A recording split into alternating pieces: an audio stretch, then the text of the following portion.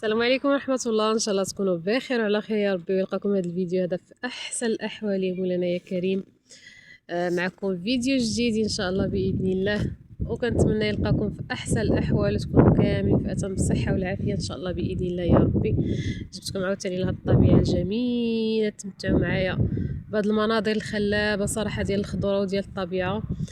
واكيد نتوما فهاد الوقيته هادي غيكونوا البلايص فين ساكنين نتوما ولا المدن اللي ساكنين فيها نتوما كتبرعوا بهاد المناظر. صراحه الله، واحد الخضوره، واحد الحياه رجعت سبحان الله العظيم من الارض. سبحانك يا عظيم. سبحان الله العظيم، بيدو كل شيء، بيدو يحيي الارض، بيدو يعطينا حوايج زوينين. فرا مشات عين، شكون كان يقول العام الفايت ما كانش هاد الخضوره نهائيا وما كانش هاد المنظر بحال هكا بهذا الشكل هذا. وهذا العام هذا سبحان الله العظيم بهذا الشتي والخير تسيد ربي اللي نزل علينا، حيات الارض. شوفوا معايا غير الارض كيفاش ولات طالعه فيها الخضوره والربيع والشجر تبارك الله ما شاء الله ديال اركان. حياته هوايا ولا خضر تبارك الله ما شاء الله يا ربي. لا يحرمنا يا ربي من هذه النعمه هذه.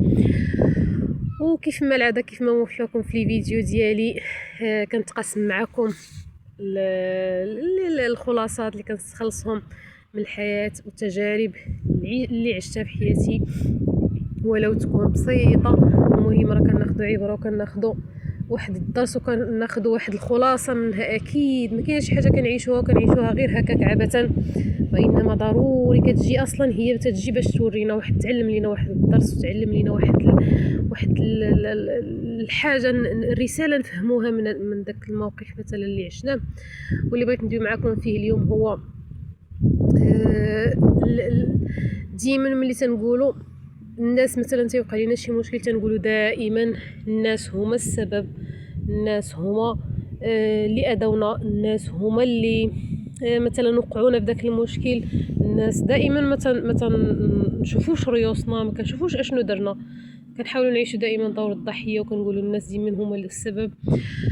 فكونوا على يقين بلي ملي كنقولوا هاد الكلمه مع ريوسنا في اي موقف، اي حاجه طرات لينا، تنقولوا راه انا السبب، واكيد انا سببت في واحد الحاجه، درت واحد الحاجه، سعيت واحد الساعه طرا ليا داك المشكل. ما يمكنش يجي غير هكاك عبثا غير هكاك.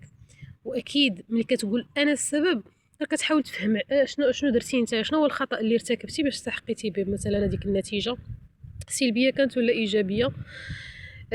فديما نحرصوا على المراقبه ديال الانفس ديالنا، ونعترفوا باننا حنا السبب في اي اشكال وقعنا فيه.